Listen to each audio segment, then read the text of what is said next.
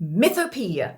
If you're a world builder, you're probably already doing it. And it's making your world setting deeper and richer. But what the heck is it? Well, grab your ancient scrolls and sing the legends of the past. We're unraveling the mysteries of Mythopoeia. So let's start with the definition. It's the act of creating myths or mythical elements for a fictional world. Think lore within lore. It comes from the Greek words mythos and pio, and it literally means myth-making. Well-known examples of Mythopoeia include Tolkien's Silmarillion and the myths of the Elder Scrolls universe. These aren't just background fluff though.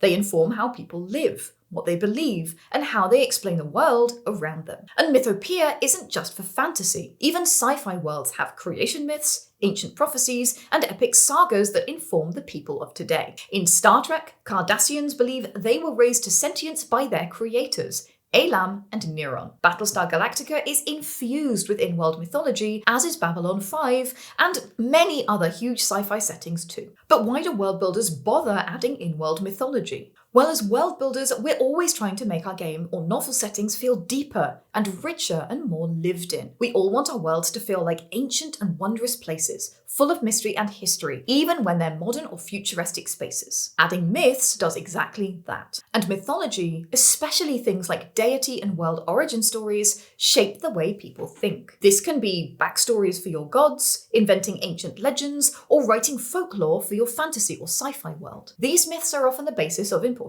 religions in your setting, and they give them a lot of character and depth. And your mythology and belief often determines how the people of your world live and what they value, and how they explain the world around them. And of course, myths and legends in your world can be used as foreshadowing, or even to explain your cultures. Myths often show idealized figures that speak to what a society values, such as Hercules the Strong, Odin the Cunning, and Zeus the Promiscuous Horndog. In-world heroes, villains, and myths give your characters an aspirational reference point, and can be great for digging deeper into their psychology and their motivations. Shaka!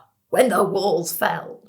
I have a whole separate video about conslangs, essentially a creole of in-world language that you can use to create a sense of setting within your dialogue. And myths can be a really rich and useful part of that. I'll link that in the description of this video, so go check it out. So with all those reasons to create in-world myths, you're probably wondering where to start. Starting with a creation myth is always fun. How did your world come into being? Was it formed from the bones of a slain giant? Or did an ancient civilization build it using advanced technology? Remember, this doesn't have to be the actual truth of your world's beginnings. These are in-world stories, the myths people tell in your setting. Creation myths establish the big picture and give context to everything else in your world. They can even explain the origins of magic, strange creatures, or alien life. And they help you hint at themes and focal points of your setting as well.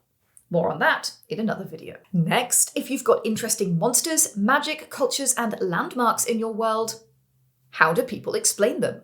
Where did they come from? These are called etiological stories, myths explaining natural phenomena and the origins of plants, animals, and other elements of your world. A good way to get started with this is to scroll through your interactive map and your world building articles on World Anvil. Being able to quickly organize and view your setting is critical for developing it, and World Anvil is tailor-made for just that. If you're not already an Anvilite, go create a free account at worldanvil.com and you'll get access to our myth and legend world building template too, which will help you develop amazing myths and connect them to your world and stories. Myths often reveal what a culture values or fears, and that's a great way to showcase and explain your setting's cultures. If a society prizes honor above all else, then its myths might glorify heroic sacrifices.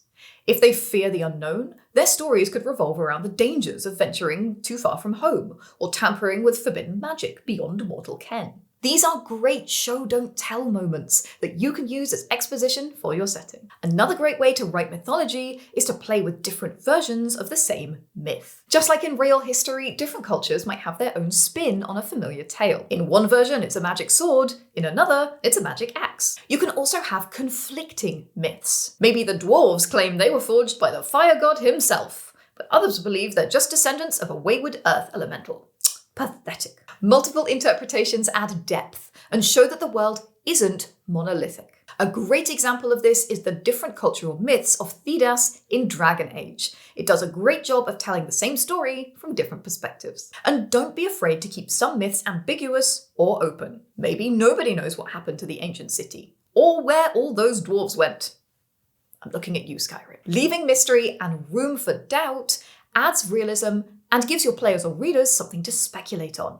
They'll be conspiracy boarding in no time. And if they come up with something better than your legend, then make that the real secret history. They'll feel like brilliant geniuses, and you'll have better deep lore. Another great approach for creating myths in your world is by using symbol and allegory to add layers of meaning. Perhaps a story about a trickster god stealing fire isn't just a tale of mischief, but a metaphor for the dangers of unchecked ambition. This can also be a great way to foreshadow events in your main story. And of course, speaking of the main story, the most important tip.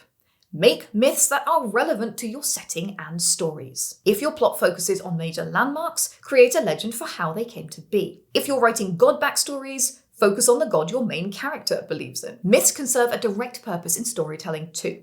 Whether it's explaining why the elves never go near the Ironwood, or why starships never travel through the Nebula of Sorrows. And myths can become quest hooks, or lead to powerful artifacts in your story or game, like Excalibur or the Holy Grail. Making myths that you can actually use in your story, even if it's just as a brief mention, is much more satisfying than world building that lives only in the shadows. And it will help the parts of your world that you're using feel more deeply embedded and important in your setting. And even better, this kind of deep lore can pull your readers or players deeply into the world, as they imagine how the adventures of today might someday be the songs and tales of tomorrow. Have you already created in-world myths like Tolkien, or are you just getting started?